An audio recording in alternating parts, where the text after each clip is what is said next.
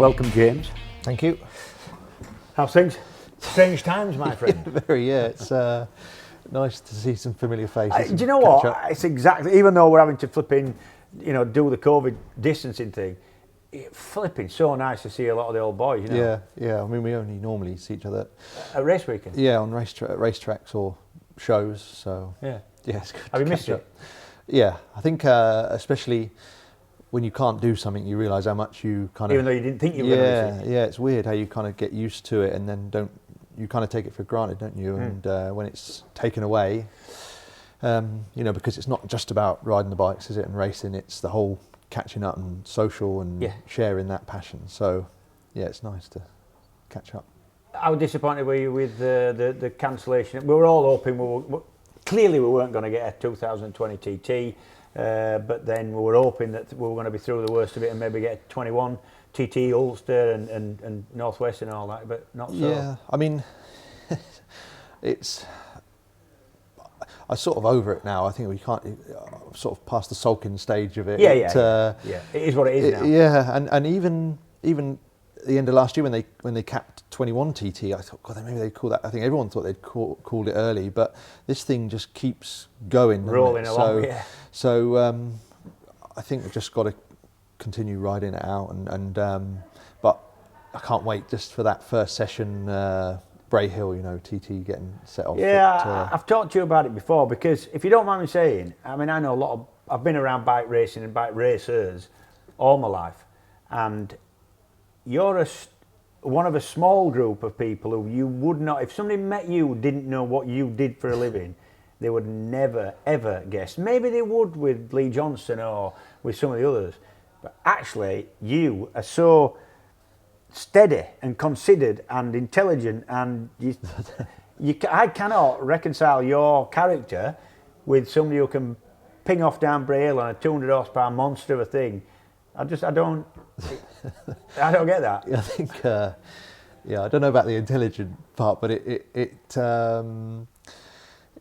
it's different. I think I'm very tame, I think, away from the TT, but once that flag drops and I'm on the bike, things change, and that's where I sort of maybe come alive a little bit. But it's odd, I think I look back and Bruce Anstey's a fine example, isn't he? Again, you would never ever believe that man does what he does on a motorcycle if you met him in the pub.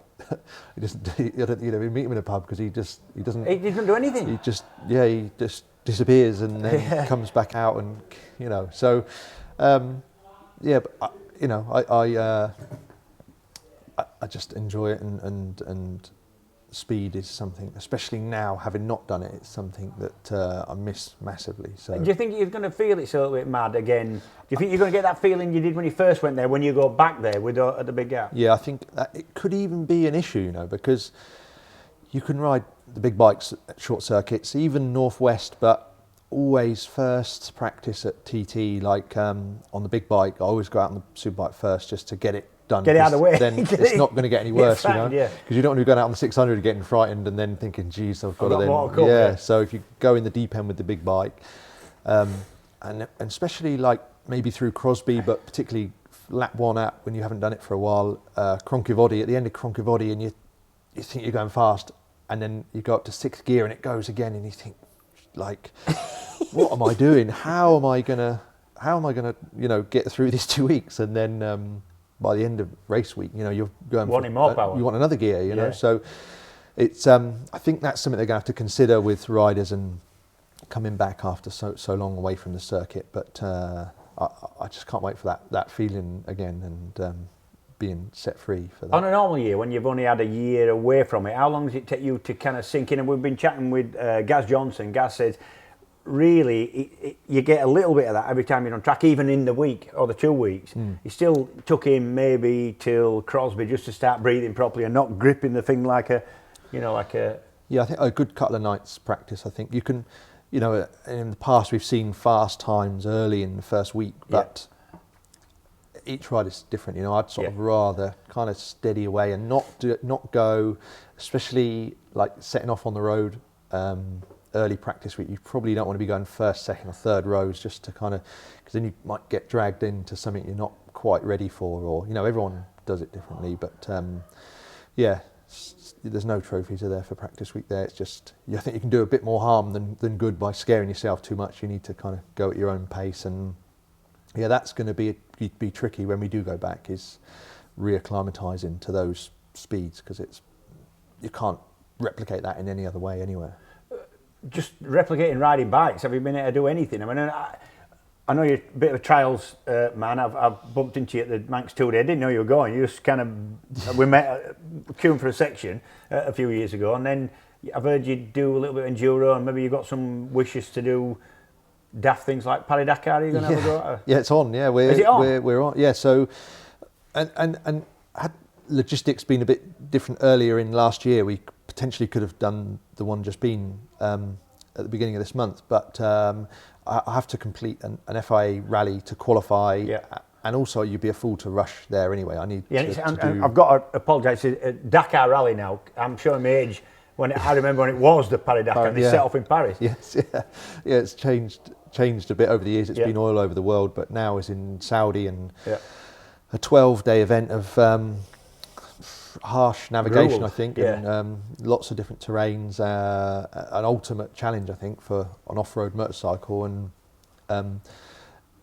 so there's a lot of preparation now going into that. With I changed over to the OMG Rich Energy team, and one thing led to another, and this Dakar idea came up, and it's all in practice now. We've done, last year we did 3 trips to Dubai, training trips, and there's a practice bike there, and we're just putting preparations in now to hopefully be out there next month competing in a Baja 2-day Dubai International Baja race. So, and it's going to be hard, but I need to ride to being a racer, you want to compete and beat the other riders, but I have to kind of take a step back and ride to finish more so with this. It's and then later on I can kind of look at getting faster and pushing for results, but initially it's just a What's the hardest bit to that? Because there's lots of elements to it. The fitness, the riding ability, the navigating. What's the endurance? Yeah, I think more and more people say to me that the navigation is the key. Yeah, because you can as fast be as you the want. If you're going fittest fast the and wrong way, fastest. Yeah, it's no good, and you're going around in circles. It's you're wasting time. So, firstly you've got to know where you're going, and looking after your motorbike and whilst you ride it, because you can't be too harsh on it. It's got to last, and especially the new regulation now with tyres and things, you've got to kind of totally ride to finish and make things last. So yeah, it's just a whole massive, so much going on, and to think about, and that probably a lot that can go wrong, which makes it more appealing to try and get it right. It is a tough task, but me and the team, we share the same goal, and they're fully behind it. So it's amazing, really. It's sort of a good time for it to have happened with everything going on. The road racing stopped. It's kind of still keeps me a focus in something. So. Can you enjoy it, or is it just a bucket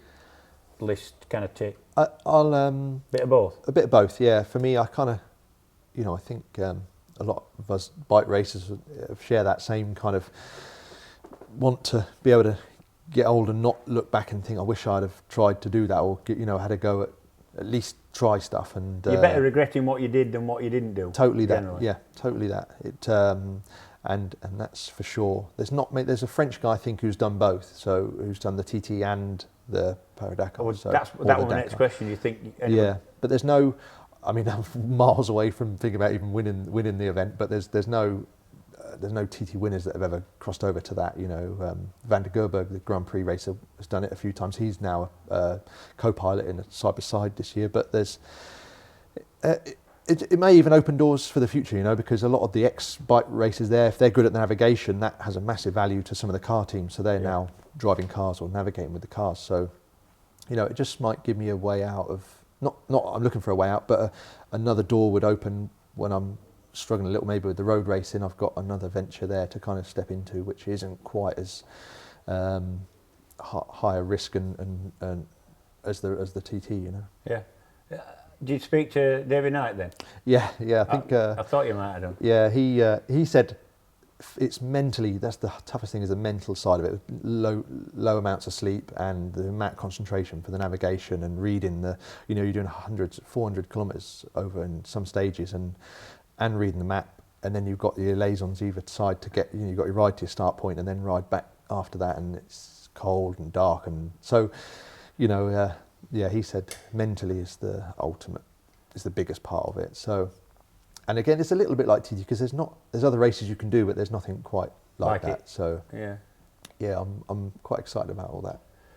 I've been asking everybody that sat down with me, but if you only had one race left in you, you were going to retire, and I guess in your case we're talking about road race bikes, where would it be? Where would you race and what would you be on? Senior, I'd be a senior TT, I think. On a big one? Yeah, that's definitely be a 6-lap big bike race.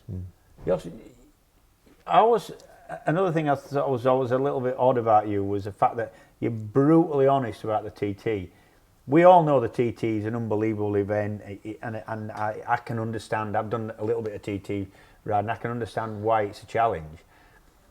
But actually, most of the top riders train themselves, I think, a little bit to say how enjoyable it is. It's fantastic, and they have to put the nerves bit and the danger bit to one side, and you never do. You say, "Yep, I absolutely." My head drops off sometimes. I'm frightened of it a little bit, and you're always kind of brutally honest about what you're up against. Yeah, I don't see the point in lying or trying to put. I think they do it for themselves. I don't think they. I just like to be honest. I don't like, you know, a lot. Just be true, I think, to yourself and to others, and then you all know where you sort of stand. And I maybe that's my problem sometimes, because I look at a lot of successful riders and I think, God, sometimes they're real cocky, you know, but they have to have that self-belief. You've got to be like that. Yeah, and so I get it, but I don't know. And again, going back to like Joey Dunlop and likes of Bruce, they were probably more old school. That's probably more my style of doing stuff. So it may not be the best way of doing it, but that's what works for me. And yeah, I just sort of go with what I don't see I don't like sort of making myself out to be something I'm not really. No, I like it. I'll tell you what, James, good luck with whatever you do. Good luck. I'm watching with interest. When somebody said, "Oh no, he's going to have a go at the Dakar Rally," I thought, yeah, he's mad enough. He's just that kind of considered madness to do that. Yeah, I mean, it's something different, and I want to try, and especially with everything going now with digital on YouTube and that, so I want to kind of try and maximise it and share it as much as I can. So we're working ways to document it and capture it on video, so it's kind of it'll be shareable and everyone can experience it along the way. Good luck, lad. Thank you.